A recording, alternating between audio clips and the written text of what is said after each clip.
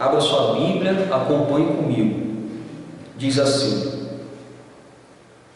os que confiam no Senhor são como o monte Sião, que não se abala, firme para sempre.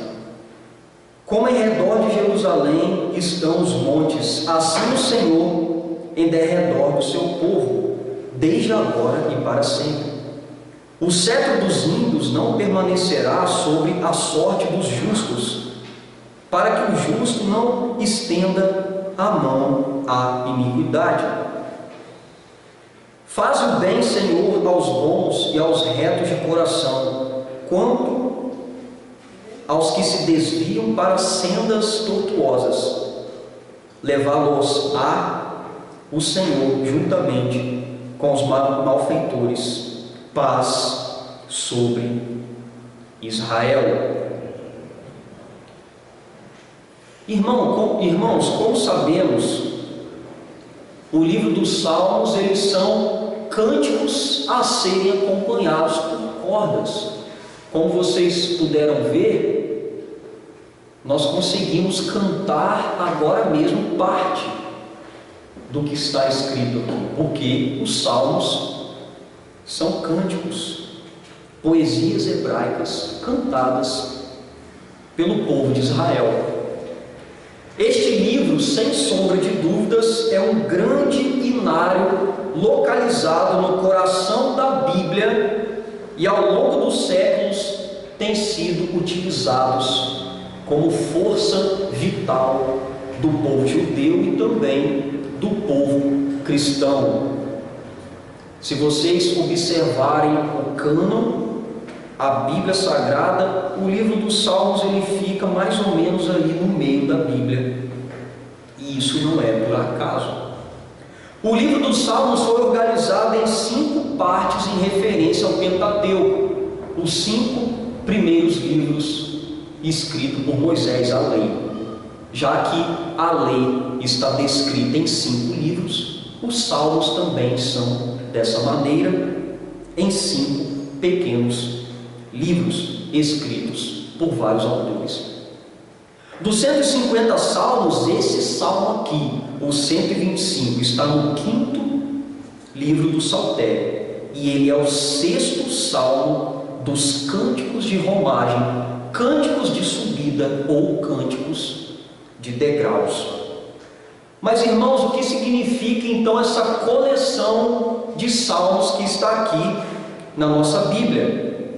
Isso é porque estes salmos eram entoados pelos israelitas peregrinos quando subiam a Jerusalém, ao templo no Monte Sião, de todas as partes de Israel, por pelo menos 3 vezes ao ano, durante as principais festas religiosas da nação. E eles subiam declarando as verdades de Deus, cantando pelo caminho. Então, irmãos, enquanto o povo de Israel saía de todas as partes da nação para ir a Jerusalém adorar ao Senhor no templo que ficava em cima do Monte Sião, eles iam cantando e adorando pelo caminho, eles iam entoando essa coleção de cânticos. O Salmo 125 é um hino de louvor e confiança em Deus, que inclui uma petição e uma palavra de advertência. Ele é composto basicamente por 3 estrofes e tem por autoria um salmista anônimo. Tudo indica que ele foi escrito no período pós-exílico, quando os israelitas estavam sob domínio dos persas e precisavam da ajuda divina. Então o povo de Israel, ele ficou escravo na Babilônia por aproximadamente 70 anos, e depois, quando eles foram libertos do cativeiro, eles chegaram na sua terra e foram então dominados ali pelo povo persa. Ou seja, Imagina você ser um escravo dentro do seu próprio lar. É isso que eles estavam enfrentando. Eles estavam na terra prometida, porém sendo dominados por um povo pagão, por um outro povo. Enquanto neste período ele era declamado na liturgia do templo por um levita, depois ele passou a ser utilizado pelos peregrinos de romagem, o salmo que nós acabamos de ler. Este hino foi escrito para que o povo de Deus, os justos, os que fazem o bem, os que têm um coração íntegro, pudessem louvar ao Senhor, que os dava proteção sobre o domínio e hostilidade dos seus inimigos.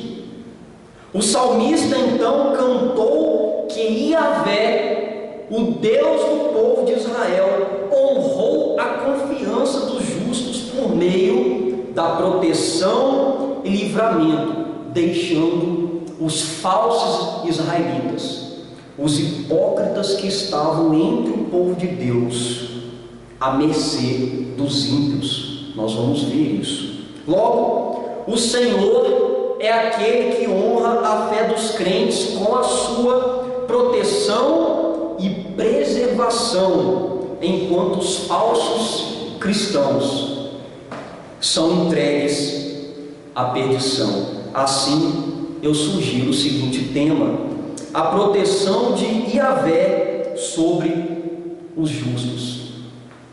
Como podemos ver a proteção de Yahvé sobre os justos? Podemos ver esta proteção, em primeiro lugar, pelo testemunho da fé. Olhe para a sua Bíblia, versos de número 1 e 2. Está escrito assim: os que confiam no Senhor são como o monte Sião que não se abala, firme para sempre. Como em redor de Jerusalém estão os montes, assim o Senhor em derredor do seu povo, desde agora e para sempre. O salmista aqui, ele começa cantando e mostrando duas imagens para o povo, se utilizando de duas imagens que eram comum para eles, fazia parte da geografia de Israel. A primeira imagem era o Monte Sião e a segunda imagem, as montanhas que cercavam Jerusalém. Primeiro, ele diz que aqueles que depositam a sua confiança em Yahvé, e a escritura hebraica aqui traz o nome de Deus como Yahvé. Toda vez que ela traz o nome de Deus como Yahvé, ela está dizendo o Deus que fez um pacto com o seu povo. Então eles depositavam a sua confiança no Deus pactual.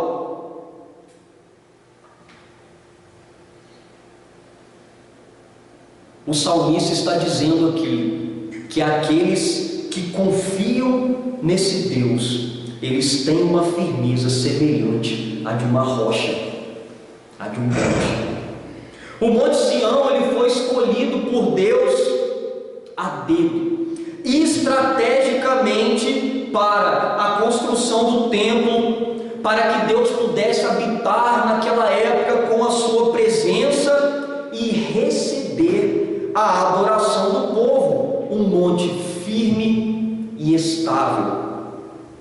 Este monte era um símbolo de permanência e segurança, e representava a condição protegida do povo de Deus, como está escrito: embora os montes sejam sacudidos e as colinas sejam removidas, ainda assim a minha fidelidade para com vocês não será abalada, nem a minha aliança de paz será removida, diz o Senhor, que tem compaixão de vocês. Isaías 54:10.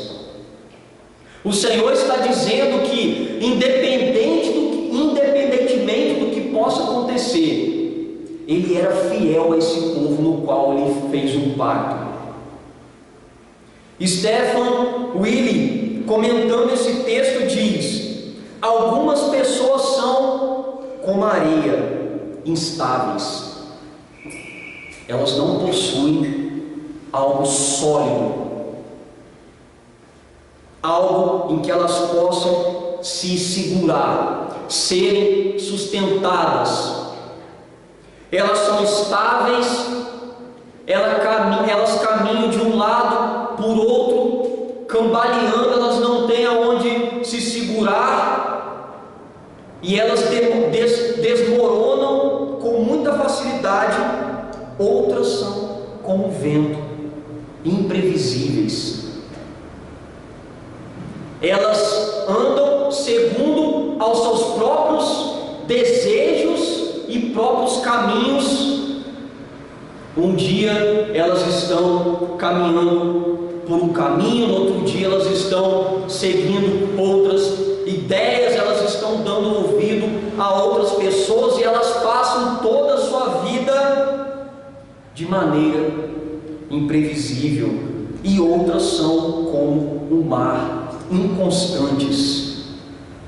Elas não possuem constâncias. Elas começam bem, mas elas esmorecem, elas fraquejam, elas não têm onde se segurar, elas são inconstantes, como as ondas do mar que vêm e vai, elas são levadas por qualquer coisa. Mas o povo de Deus, diz esse teólogo aqui, é como o Monte Sião, ele é inabalável. Mas ele não é inabalável por causa dele, ele é inabalável porque ele crê num Deus inabalável e na palavra imutável e firme desse Deus. A segunda imagem é de Jerusalém, uma cidade santa rodeada por cadeias montanhosas que lhe servem de fortificações naturais. Os reis, antigamente, eles construíam muros em volta dos seus castelos para proteger o seu reino. Deus, ele fez diferente. Ele colocou a sua cidade protegida por uma cadeia de montanhas, uma proteção e uma fortificação natural.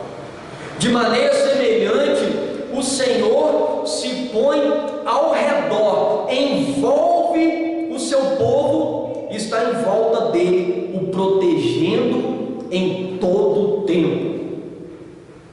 Irmãos, é Deus quem protege a sua amada igreja e a mantém firme na rocha que é o Senhor Jesus Cristo. Hoje nós não temos o Monte Sião, ele existe, mas ele não tem nenhum significado especial para nós. Nós não temos um templo, ele foi destruído.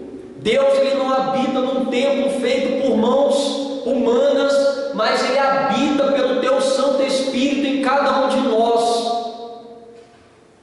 Cristo, e no corpo de Cristo, em sua morte e ressurreição, segundo ele, esse templo foi destruído e restaurado em 3 dias. Quando Cristo ressuscitou, ele é em quem nós devemos depositar a nossa adoração, ele é a nossa rocha, como diz a Sagrada Escritura. E uma prova dessa proteção é que ela permanece, apesar de todas as dificuldades, testemunhando uma fé permanente por todo o mundo. A igreja caminha até que Cristo venha nos buscar. A nossa fé, ela é inabalável, a fé da igreja é inabalável, porque nós estamos firmados numa rocha inabalável, que é o Senhor Jesus Cristo. E quando nós testemunhamos acerca de Cristo, nós vemos que nós estamos testemunhando, nós estamos caminhando nessa fé, porque o Senhor tem nos protegido até esse momento e sempre nos protegerá até o dia que Cristo voltar. Irmãos, nós estamos meditando no tema a proteção de Yahvé sobre os justos, e além de vermos a proteção de Yahvé sobre os justos pelo testemunho de sua fé, como podemos ver essa proteção? Em segundo lugar, podemos ver a sua proteção pela promessa de preservação.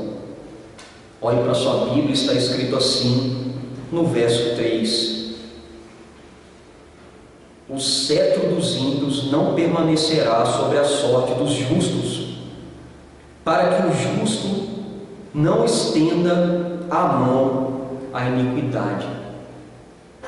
Aqui nós vemos então uma promessa da parte de Yahvé sobre aqueles que andam em retidão. Aqui nós vemos uma promessa. O salmista expõe uma promessa de Deus para com o seu povo que anda em retidão. O salmista diz que o cetro, o que é o cetro? É uma espécie de bastão, é uma espécie de vara de ferro que os poderosos usavam antigamente, que simbolizava o seu domínio, o seu poder. O salmista diz que o cetro, o poder dominador dos inimigos de Israel, não iria prevalecer sobre o destino dos justos.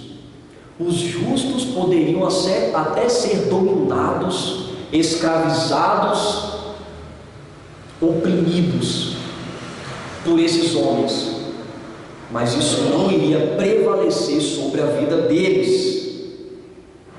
Estes inimigos, irmãos, eles eram brutais conquistadores que devastavam Israel e ocupavam a terra que Deus havia lhes entregue. Deus deu Canaã a Israel, da mesma forma que Ele nos prometeu a nova Canaã, a Jerusalém celestial. A terra era de Deus, a terra era do povo, e ela estava cheia de inimigos brutais. Vejam a cena: o povo volta do exílio e é dominado por inimigos. E isso é muito sério, porque esses inimigos, eles massacravam esse povo.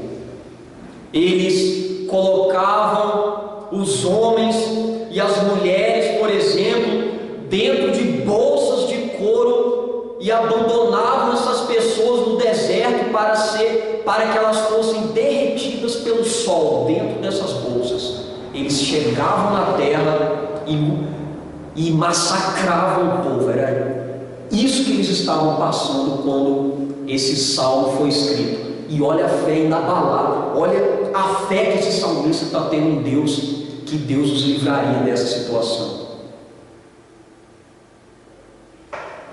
A promessa aqui, meus irmãos, tinha um teor de preservação, porque se toda a terra de Canaã fosse tomada por inimigos, o povo eleito poderia se perder definitivamente. Deus, ele não queria que o seu povo fosse todo exterminado. Aquilo ali era um castigo sobre o povo. O Senhor sabia que eles acabariam adorando outros deuses e entrariam num caminho sem volta de iniquidade e de injustiça. Deus não queria acabar com o seu próprio povo. O pior para Deus, meus irmãos, não é que o seu povo perca, por exemplo, o seu corpo.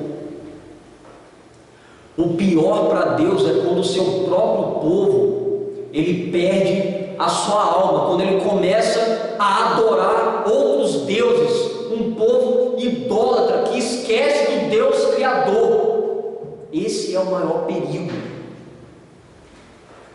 Por isso que Deus aqui estava protegendo esse povo.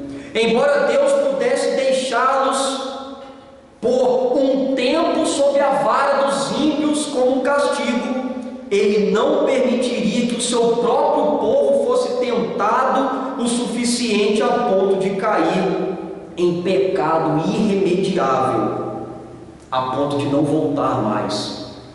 Como diz o texto: Não vos sobreveio tentação que não fosse humana, mas Deus, que é fiel, não permitirás que sejais tentados além das vossas forças. Pelo contrário, juntamente com a tentação, vos proverá livramento, de sorte que possais suportar. 1 Coríntios 10:13.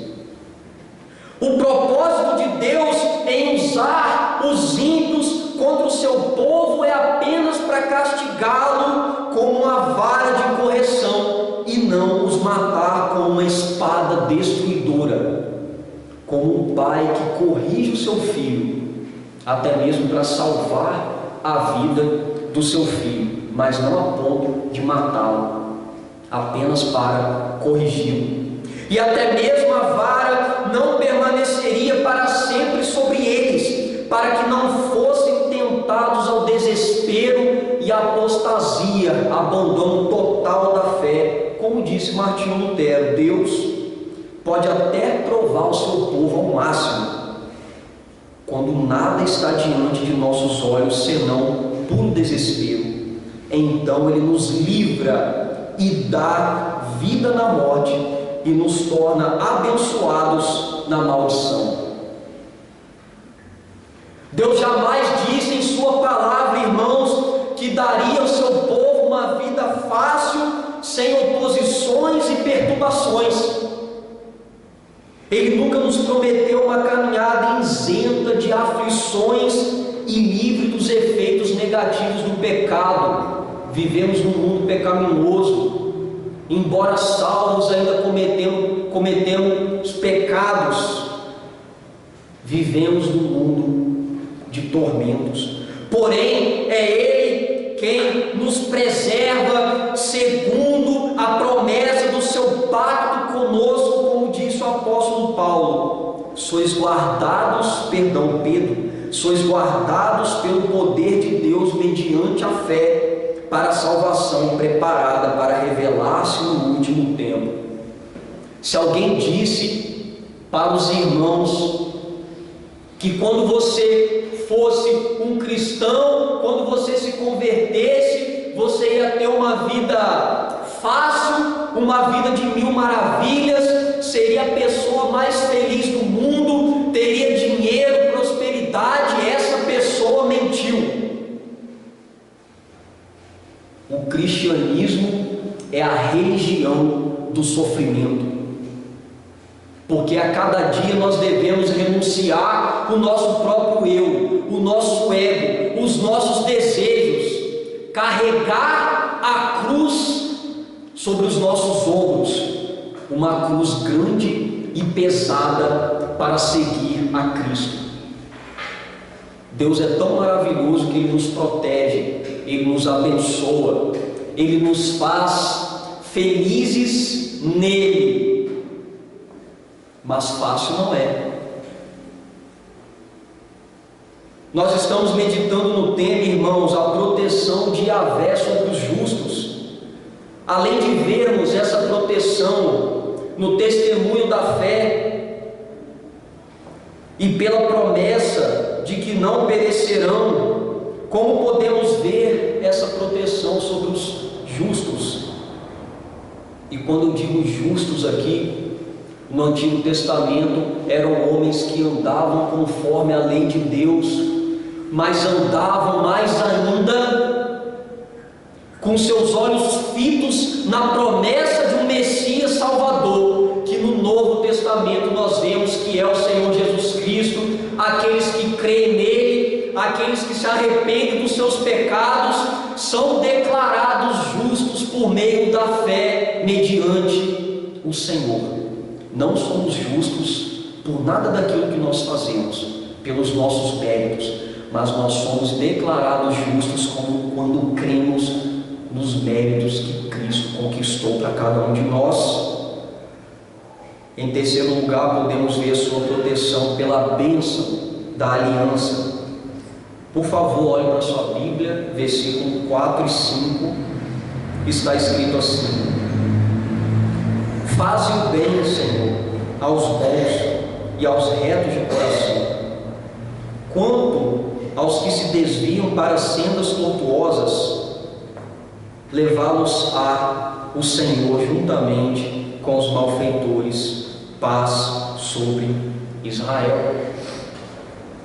Aqui nós vemos uma oração e depois uma advertência. No verso 4 nós temos uma oração, no verso 5 uma palavra de advertência.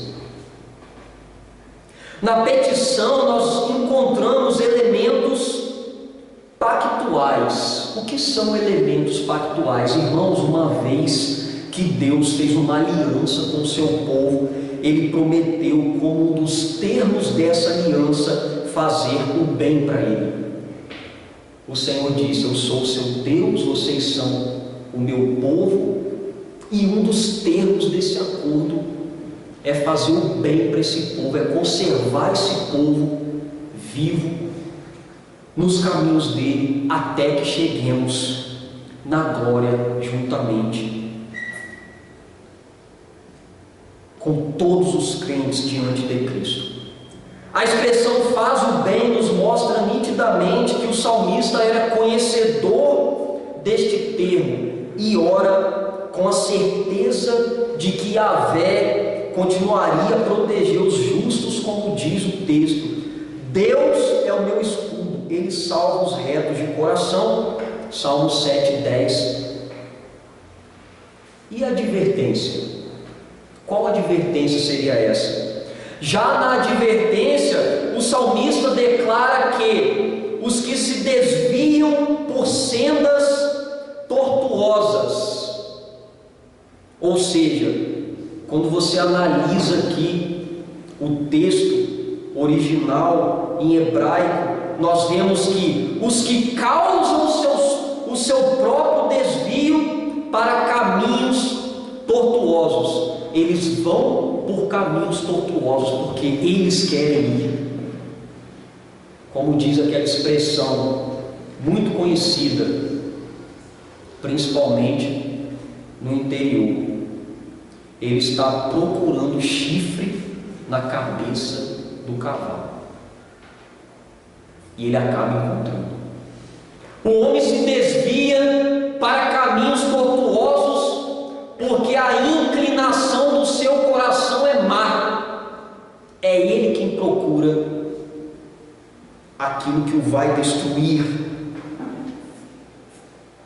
E o texto continua: levar-nos a o Senhor juntamente com os malfeitores, o Senhor lhes dará o mesmo castigo dos ímpios. Olha que tristeza, homens que estavam em Israel nessa época sendo tratados como ímpios.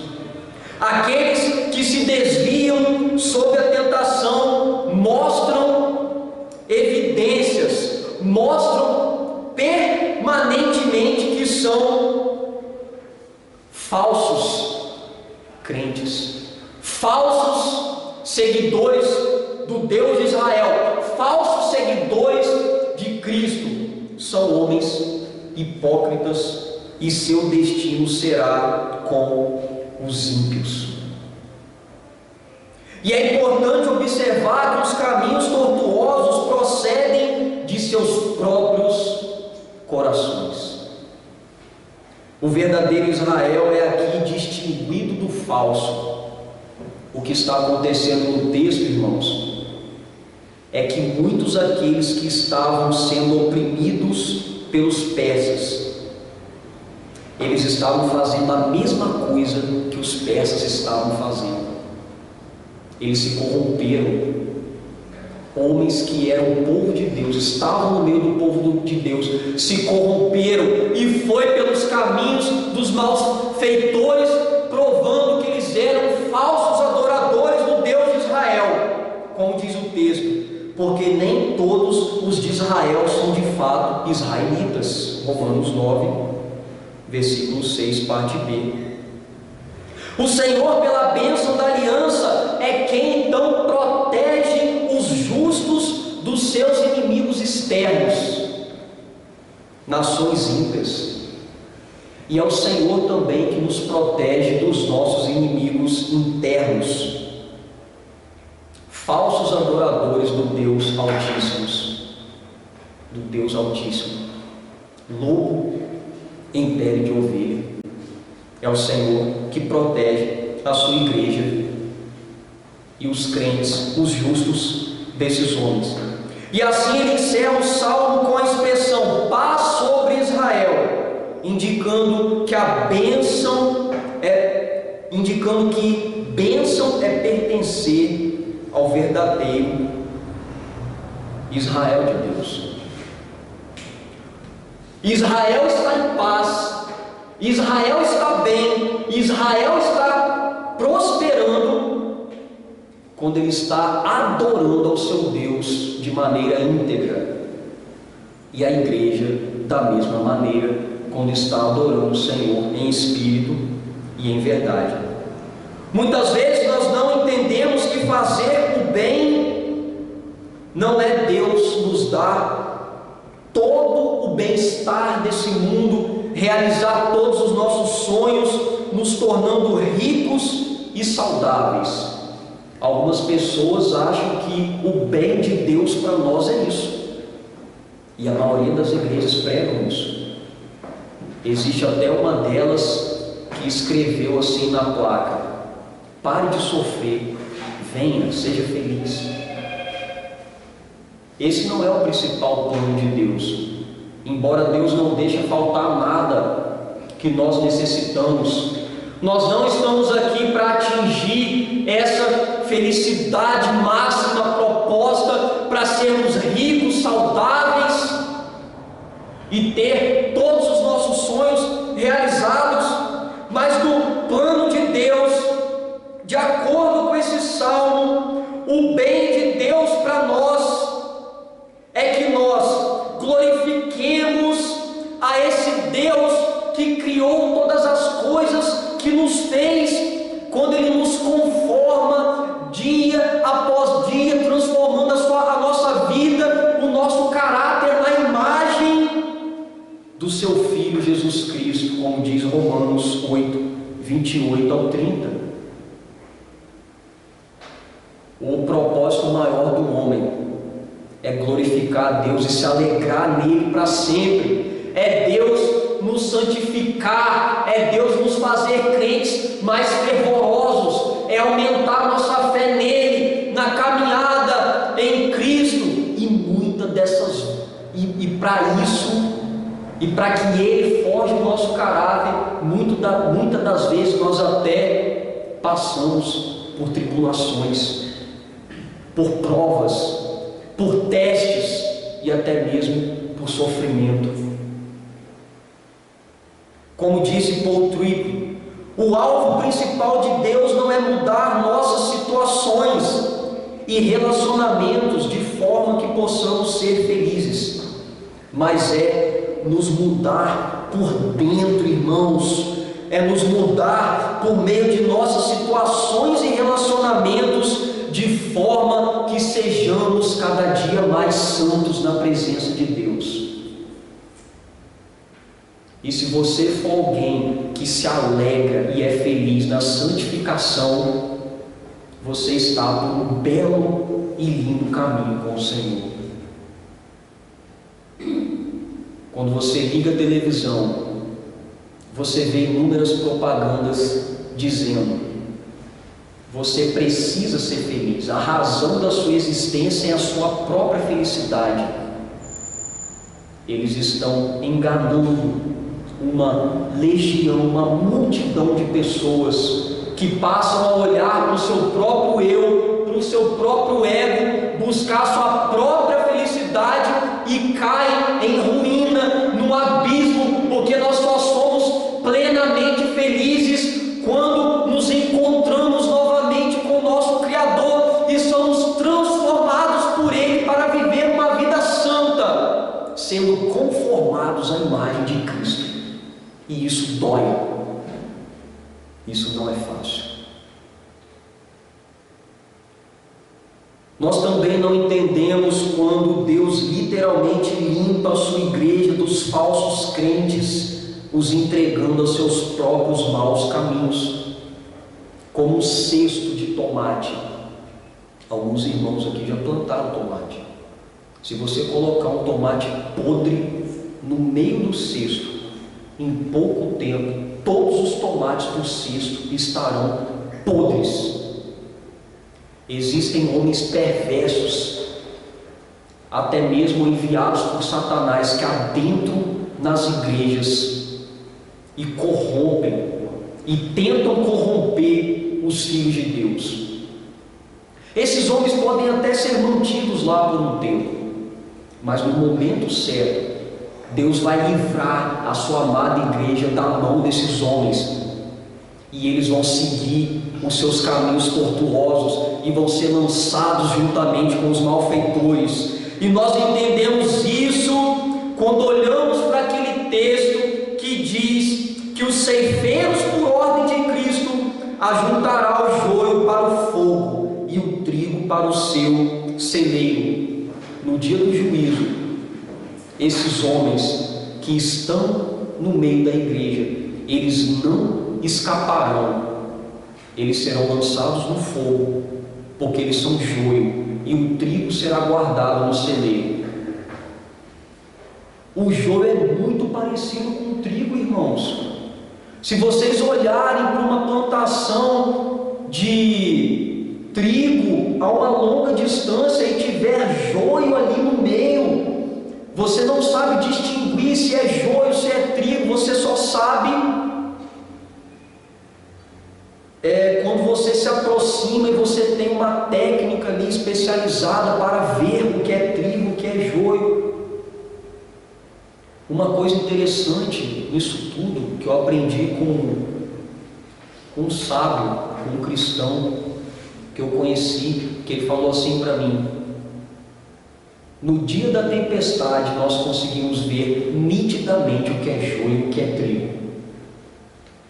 Numa forte tempestade, o joio ele cai, mas o trigo ele cai, mas o joio, por ter uma raiz muito mais resistente, ele fica de pé e ele sustenta o trigo. Muitas das vezes esses homens estão caminhando sobre a face da terra, justamente para serem usados por Deus, para sustentarem a sua própria igreja. Eles são usados por Deus para fazer o bem para a sua igreja, odiando a igreja. São inimigos da igreja, mas acabam sendo usados por Deus para fazer o bem para a igreja de Cristo, assim como os persas foram usados para o bem do povo de Israel. Vocês estão compreendendo? Isso parece loucura, mas na soberania de Deus, até os ímpios, eles agem em favor da igreja quando Deus quer.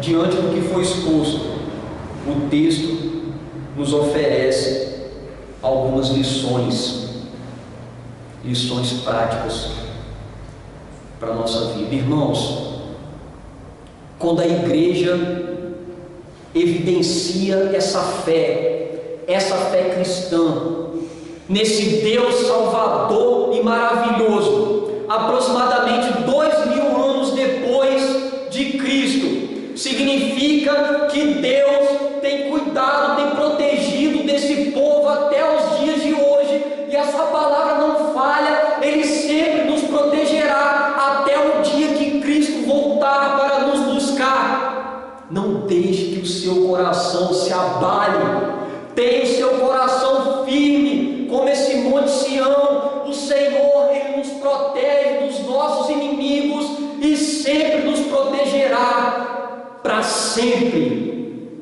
para todo sempre. Em segundo lugar, é Ele, irmãos, que nos preserva sobre a face da terra.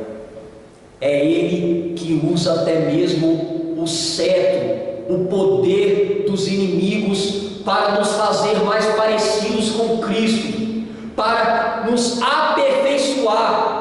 Irmãos, é muito triste quando você vê um idoso cheio de pecados, cheio de iniquidades, um homem que não foi tratado, não foi forjado, ele pode viver 1000 anos, mas uma vida miserável.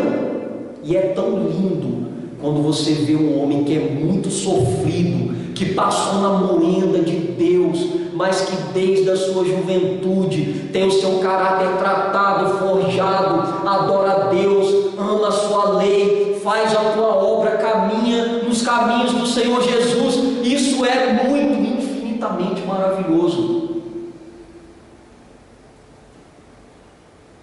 E Deus, Ele faz isso nos preservando de todos os nossos inimigos e usando até mesmo esses inimigos em nosso favor. Em terceiro e último lugar, Deus, Ele fez uma aliança com a sua igreja. E tudo que nós passamos, exatamente tudo, Deus, Ele tem um propósito com isso. Ele tem um propósito de fazer o nosso bem, não aquilo que nós desejamos ou achamos que seja o bem, mas o bem de Deus para nós, nos livrando dos inimigos externos, nos livrando dos inimigos internos, para que no grande dia do juízo, esses inimigos eles sejam lançados no fogo, justamente, de maneira justa, porque eles ofenderam a Deus e eles viveram aqui de maneira iníqua. E Deus lançará justamente no castigo, enquanto Ele abraçará a sua noiva, a sua igreja, e nos colocará no celeiro dele, o trigo no celeiro dele, para todo o sempre. Não deixe que o seu coração fique desesperado. Deus, Ele tem trabalhado em todos os aspectos na sua vida, porque Ele quer te levar para o celeiro dele.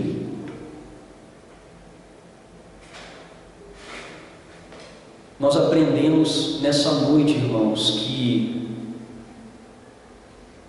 Deus, Ele protege, Yahvé, Ele protege os seus justos, aqueles que estão em Cristo Jesus, a sua igreja peregrina sobre a face da terra.